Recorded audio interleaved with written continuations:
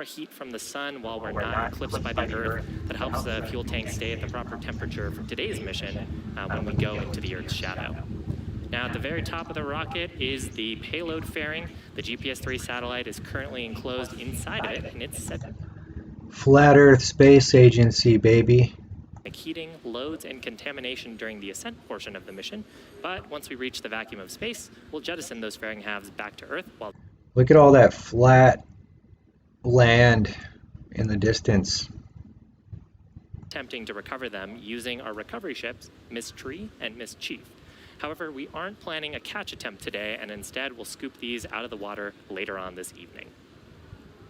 Now, finally, next to the rocket is that large truss structure that we refer to as the Transporter Erector, or TE. The TE rolls Falcon 9 out to the launch pad, raises it to the vertical launch position, and also routes power, fluids, and communication to both the rocket and satellite. Good afternoon. I'm John Innsbrucker, Falcon 9 Principal Integration Engineer here at SPACEX. We're coming up on 9.5 minutes to launch, and to get to this point, we rolled Falcon 9 out to the pad Sunday night, about 41 hours before launch, and we went vertical on the pad at roughly 10 a.m. local time yesterday. The chief engineer held his technical poll at T-minus 1 hours, and the launch director held a propellant load and launch go, no-go poll at T-minus 38 minutes. The vehicle is healthy. We are currently working, no issues.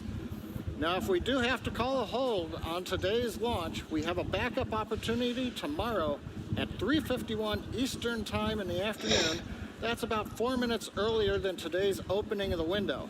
Now, right now, we're targeting the end of the window just after 16:10 Eastern Time for liftoff. Now, after the go, no, go polls, Falcon 9 has been loading propellants, began at T-minus 35 minutes.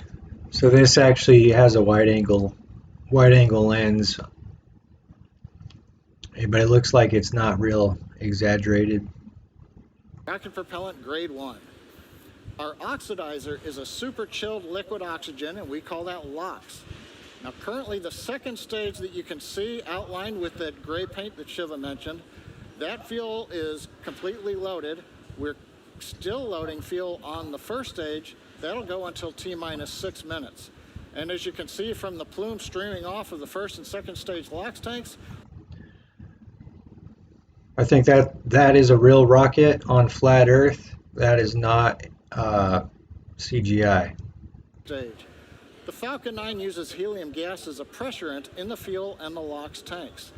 As the Merlin engine pumps pull RP1 and LOX out of the tanks, we have to fill the empty volume, what we call ullage, with helium that is heated by the engine. Heating the helium helps expand it to fill the tanks. Now at T-minus 7 minutes coming up here, engine chill will begin. We'll hear that call out. This is where we allow a small amount of the super chilled liquid oxygen to flow past the turbopump inlets. That cools them down to avoid thermal shocks when we light the Merlin engines at T-minus 2 seconds. Finally, you can see to the left of the rocket is the Transporter Erector, what we also call the strongback. That will retract away from the rocket about 2 degrees at T-minus 4 minutes. That gives the necessary clearance for Falcon 9 to begin the liftoff sequence.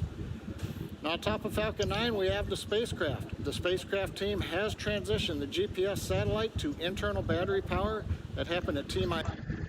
You know, in some ways, I'm still trying to understand what it all means, even though my friend pointed it all out in the Bible. And it really makes sense, but there are parts of it that kind of don't make sense. So it's always, you always learn more the more that you read the scriptures and the more that you just live life, the more you know. Now, all systems continue to be go for a liftoff just after 4:10 p.m. Eastern Time. Now, as we mentioned earlier, today's mission is for the United States Space Force, and we're launching the GPS-3 Space Vehicle number 3 as our payload. Now we'll hear from Lieutenant Colonel Margaret Sullivan, Material Leader of the GPS-3 Space Vehicles, and Tanya Ladwig, Acting Vice President of Navigation Systems at Lockheed Martin, to learn more about today's satellite.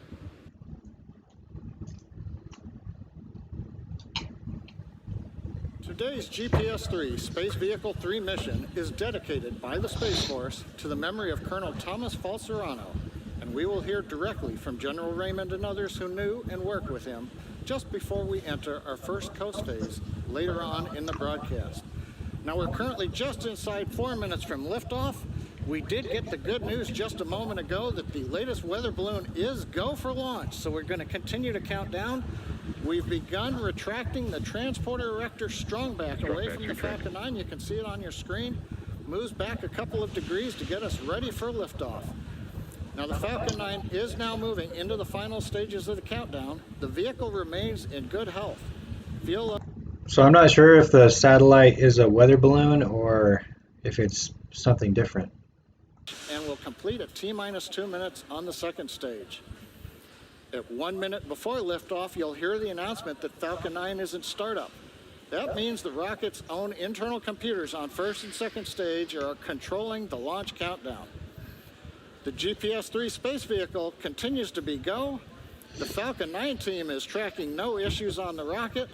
The weather has turned green for us here in the last minutes, and the range continues to be green for launch.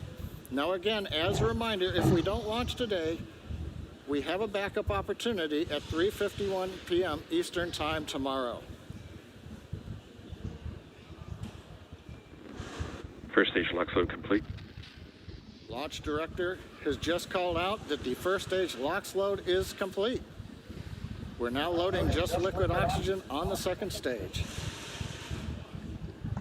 And you'll see on some of these cameras the distance, the kind of horizon line is just a straight line.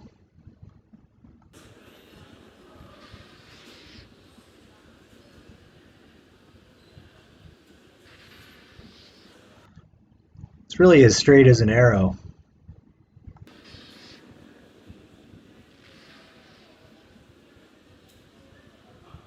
T-minus 2 minutes. That announcement tells us that that chill-in that we began at T-minus 7 minutes has lasted long enough. And we are good for the ignition sequence on the Merlin engines coming up in just over 1 minute and 40 seconds.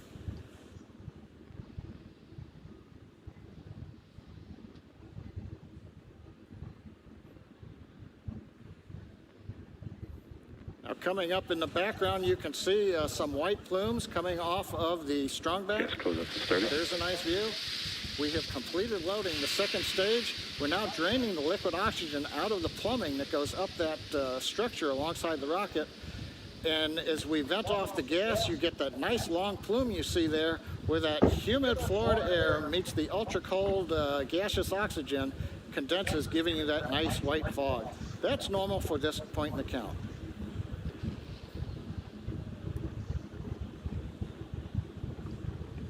Falcon's in startup. MTS configured for flight. Launch director is announced. We're inside of 1 minute. We are in startup on the flight computers. We are also beginning to pressurize stage 1 and stage 2 for launch. Scotty, all the oxygen is escaping. We've heard the final call-outs.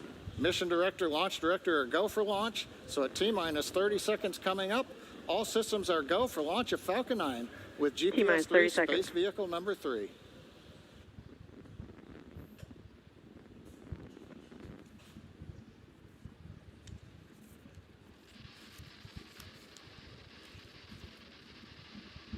T-minus 15 seconds. 10, 9, 8, 7, 6, 5, 4, 3, 2, 1, 0. Ignition. Liftoff. Go Falcon, go GPS.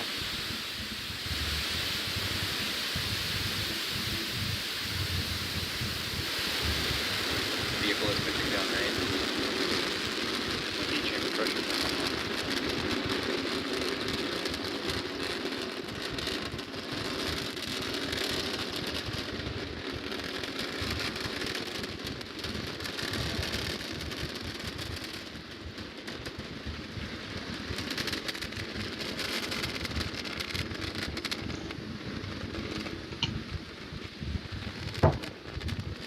T plus 40 seconds.